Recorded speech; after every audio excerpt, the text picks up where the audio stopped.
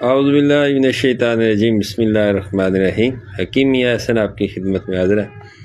اچھا، 4 امراض پہ ایک ہی نسخہ میں آپ کو بتاؤں گا جو کہ بہت زیادہ پوچھا جاتا ہے کہ مردانہ کمزوری ہے، امساک نہیں ہے، ٹائمنگ کا مسئلہ ہے، انتشار کا مسئلہ ہے۔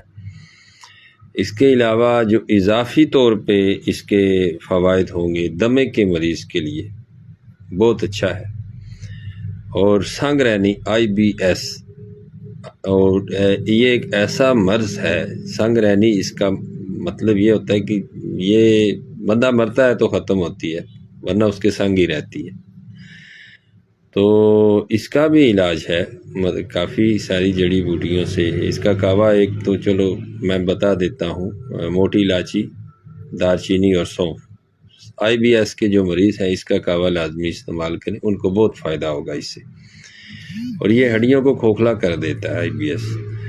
تو یہاں یہ نسخہ جو میں بتا رہا ہوں، آپ اس کی گولیاں بنا لیں۔ آپ کا انتشار کا مسئلہ ہو، آپ کے امساک کا ٹائمنگ کا مسئلہ ہو، آپ کو دمے کا مسئلہ ہو، IBS سنگ رہنی کا مسئلہ ہو، تو یہ چاروں امراض اس ایک نسخے سے آپ کے انشاءاللہ ٹھیک ہوں گے۔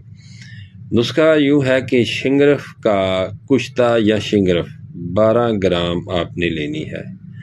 جو بندے حکیم نہیں ہیں، آپ اشرف کمپنی کا یا اجمل کمپنی کا بنایا 12 گرام کا کشتہ لیں، 12 گرام کا کشتہ شنگرف تیار کیا ہوا، اور اس کے اندر آپ نے آگ کے پھول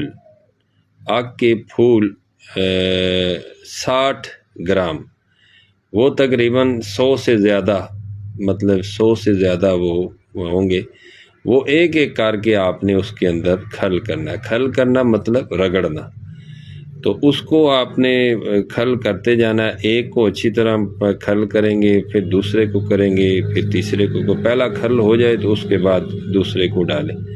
تو اس طرح آپ نے 60 گرام جو ہیں وہ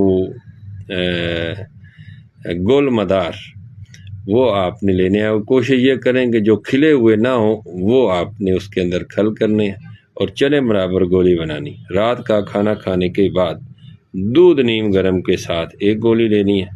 آپ اگر دمے کے لیے لینا چاہتے ہیں یا IBS کے لیے لینا چاہتے ہیں تو آپ اس کو ہلکی پتی ڈال کے یا دار چینی دودھ میں ڈال لیں، یا موٹی الائچی ڈال کے اس کو بوائل کر کے اس کے ساتھ لے سکتے ہیں۔ آپ جنسی مسائل کے لیے لینا چاہتے ہیں تو آپ دودھ کے ساتھ اس کو استعمال کریں، بہترین رزلٹ آئے گا اور کوئی سائیڈ ایفیکٹ نہیں۔